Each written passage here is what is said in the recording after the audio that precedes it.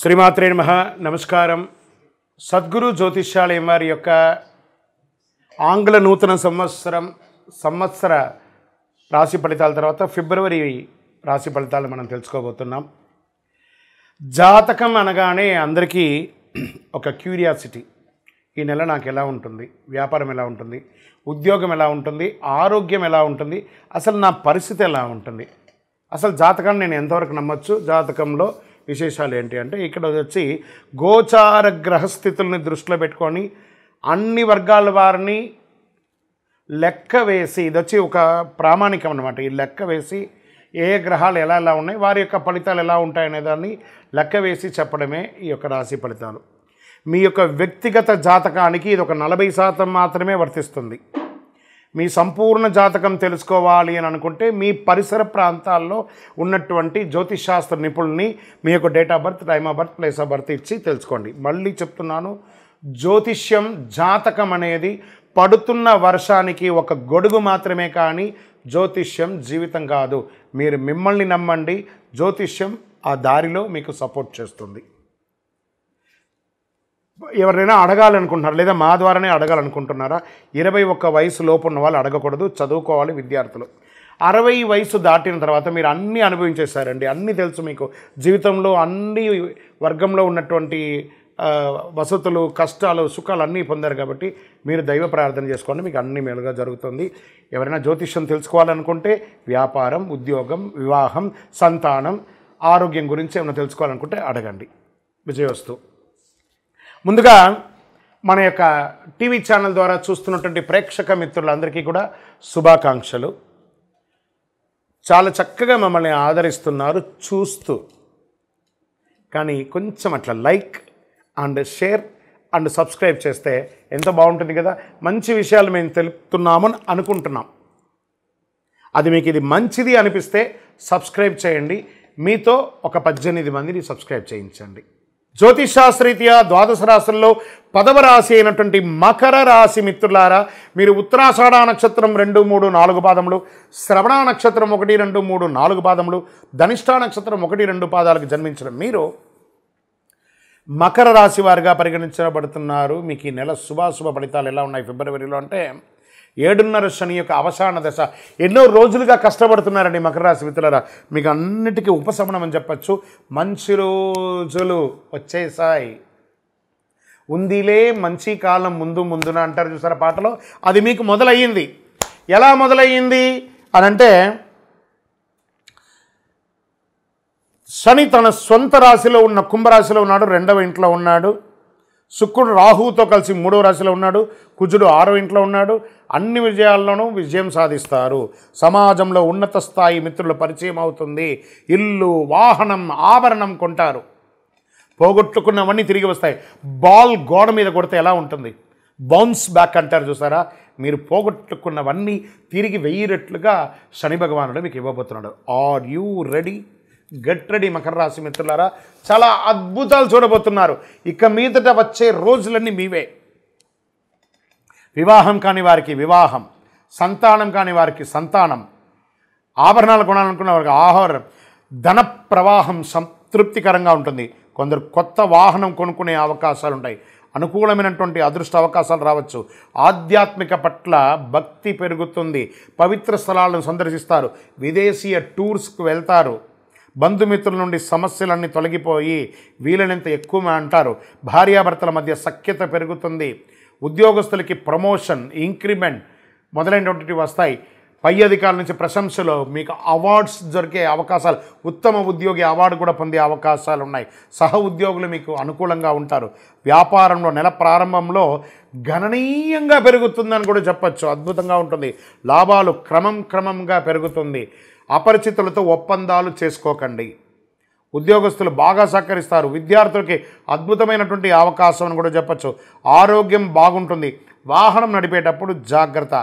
విదేశాలకు వెళ్ళి వృత్తి చేసుకోవాలనుకునే, విదేశాలకు సంబంధించిన వ్యాపారాలు చేయాలనుకున్న, విదేశాల్లో వివాహం చేసుకోవాలన్నా ఇది సమయం. మీకు వచ్చిన అడ్డంకులన్నీ తొలగిపోతాయి. రాజకీయ నాయకులకి యోగకాలం అని చెప్పచ్చు. కానీ మీ యొక్క డాక్యుమెంట్స్ ఉంటాయి చూసారా, దాని మీద జాగ్రత్తగా ఉండండి. షేర్ మార్కెట్ అద్భుతంగా ఉంటుందని చెప్పచ్చు. మీడియా రంగం వాళ్ళకి మల్టిపుల్ ఆపర్చునిటీస్ వస్తున్నాయండి. ఐటీ రంగం వారికి బాగుంటుంది. సర్వీస్ సెక్టార్లో ఉన్న వాళ్ళ డాక్టర్స్, రీసెర్చ్ చేసే వాళ్ళకి, అడ్వకేట్స్, పోలీస్ డిపార్ట్మెంట్, ఇంకొక అన్ని రకాల డిపార్ట్మెంట్, డిఫెన్స్, అన్ని రకాల సర్వీస్ సెక్టార్, ప్రభుత్వ సర్వీస్ సెక్టార్లో ఉన్న వాళ్ళకి ఇది చాలా బాగుంటుంది. ట్రాన్స్పోర్ట్ రంగం వారికి ఇది చాలా యోగం అని కూడా చెప్పచ్చు. విద్యార్థులు ఉన్నత స్థాయి చదువును చదువుతారు. మరి శుభదినాలు అనుకుంటే 1, 4, 7, 10 అని కూడా చెప్పచ్చు. చంద్రాష్టమం ఫిబ్రవరి 12, 2, 2005 7:35 సాయంత్రం నుండి 15, 2, 2025 5:44 ఉదయం 2:30 రోజులు చంద్రాష్టమం ఉంటుంది. కాబట్టి జాగ్రత్త, దస్తావేజులు జాగ్రత్త, వాహనం నడిపేటప్పుడు జాగ్రత్త, సంతకాలు పెట్టేటప్పుడు జాగ్రత్త, ప్రతి ఒక్కటి మీద దృష్టి పెట్టుకోండి. చంద్రాష్టమం రోజులు అదృష్ట సంఖ్య 3 మరియు 7. ఎవరిని పూజిస్తే బాగుంటుందంటే దక్షిణామూర్తిని ప్రార్థన చేయండి. గురవే సర్వలోకానాం విసజే పౌరోగినాం నిధయే సర్వ విద్యానాం దక్షిణామూర్తి నమః, వారిని ప్రార్థన చేసుకోండి. మరి మనకు అనుకూలం చేసే స్వామివారికి కూడా మనం కృతజ్ఞత చెప్పాలి కదా. శనీశ్వరుడికి కాకధ్వజాయ విద్మహే ఖడ్గహస్తాయ ధీమహి తన్నో మంద ప్రచోదయాత్, ఆయన ప్రార్థన చేయండి. నాకు ఇన్ని రోజులు నన్ను నువ్వు మార్చావు భగవంతుడా, నేనేంటో నాకు తెలిపే భాగ్యాన్ని కలిగించిన శని భగవానునికి కృతజ్ఞత చెప్పండి. 19 ప్రదక్షిణాలు చేయండి. బ్లూ రంగు పుష్పంతో అర్చన చేయండి. హనుమంతుని ప్రార్థన చేయండి. శనివారాల్లో హనుమాన్ చాలీసా పారాయణం చేయడం వల్ల మేలు జరుగుతుంది. అతి శక్తివంతమైనటువంటి కరుంగాలి మాలను ధరించండి. ఆరోగ్యంగా బాగుంటారు, ఐశ్వర్యంగా బాగుంటారు, సామాజికంగా బాగుంటారు, నరదృష్టి తొలగి ఏ విధమైనటువంటి లోటు లేకుండా ఆనందంగా ఉంటారు. ఇంకనూ మీ వ్యక్తిగతమైనటువంటి జాతకం తెలుసుకోవడానికి కింద కనబడుతున్నటువంటి నంబర్కి మీ యొక్క పేరు, date of birth, time of birth, place of birth చెప్పండి. విజయం సాధించండి. ఈ నెల చాలా పవిత్రమైనటువంటి నెలగా భావించవచ్చు. ఫిబ్రవరి నెల 2025. ఫస్ట్ మనకు నెల ప్రారంభంలోనే వసంత పంచమి. ఈసారి వసంత పంచమి ఎప్పుడు వచ్చింది, ఏ రోజు మంచిది, పిల్లలు ఎలా చేసుకుంటే బాగుంటుందని చెప్పడానికి ఈసారి వసంత పంచమి ఫిబ్రవరి 2, 2025 వచ్చింది. విద్య, వాక్కు, జ్ఞానానికి అధిపతి అయినటువంటి సరస్వతీదేవిని ఈరోజు ఆరాధించడం వల్ల చాలా విధమైనటువంటి ఫలితాలని పొందవచ్చు. వసంత పంచమి నాడు శ్రీ సరస్వతీదేవిని పూజించడం వల్ల సరస్వతీదేవి యొక్క సంపూర్ణ కటాక్షం, వాగ్దేవి యొక్క కటాక్షాన్ని పొందుతాం. ప్రతి సంవత్సరం మాఘమాసంలో శుక్లపక్షం 5వ రోజున వసంత పంచమి జరుపుకుంటారు. ఈసారి వసంత పంచమి దేవి కటాక్షం పొందడానికి విద్యార్థులందరూ కూడా సామూహిక విద్యాభ్యాసం చేయడం, సరస్వతి దేవాలయాలకి వెళ్ళి దర్శనం చేసుకోవడం, సరస్వతీదేవిని పూజించడానికి అనుకూలమైనటువంటి సమయం కూడా చెప్తాను. ఈసారి ఇదేంటి వసంత పంచమిలో సమయం కూడా ఉంటుంది ఆ పూజ చేయడానికంటే ఉంది.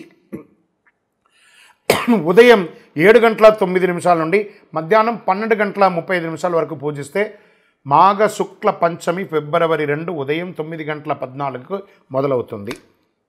ఫిబ్రవరి 3వ తారీఖున ఉదయం 6:52 వరకు ఉంటుంది. అంటే తిథి ద్వయంగా వచ్చేసింది కాబట్టి ఈ రకంగా మనం పూజించుకోవచ్చు. ఏం చేస్తే బాగుంటుంది మరి ఈరోజు? వసంత పంచమి శుభకార్యాలకి పవిత్రమైన రోజుగా చెప్పచ్చు.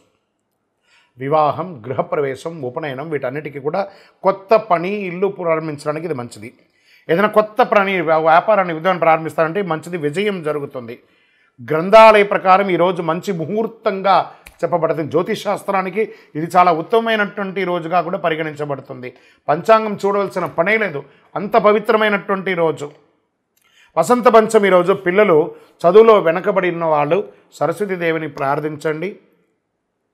తెల్ల చందనాన్ని, పసుపుని అమ్మవారికి సమర్పించండి. తెల్లని పుష్పాన్ని సమర్పించండి. చక్కెర పొంగులు పెట్టండి. ధూపదీప నైవేద్యాలు ఏర్పాటు చేయండి. అవసరమైన పిల్లలు పుస్తకాలంతా కూడా స్వామివారి ముందర పెట్టి రాసి బొట్టు పెట్టి పూజ చేసి పిల్లల్ని ఆ రోజు చదవమనండి. పూజ చేయడం కాదు, పుస్తకాలని అక్కడ పెట్టి చదవమని చెప్పండి. మీకు ఈ వసంత పంచమి రోజు ఏమేమి చేయాలని చెప్పాను కదా, మీ మనసుకి ఎలా తోస్తే ఆ అమ్మవారి ముందర కూర్చొని సరస్వతి నమస్తభ్యం వరదే కామరూపిణి విద్యారంభం గరిష్యామి సిద్ధిర్భూతమే సదా అని చెప్పి అమ్మవారిని ప్రార్థన చేయండి. పరిసర ప్రాంతాల్లో ఉన్న పిల్లలను సరస్వతి దేవాలయాలకి తీసుకొని వెళ్ళండి. విజయోస్తు.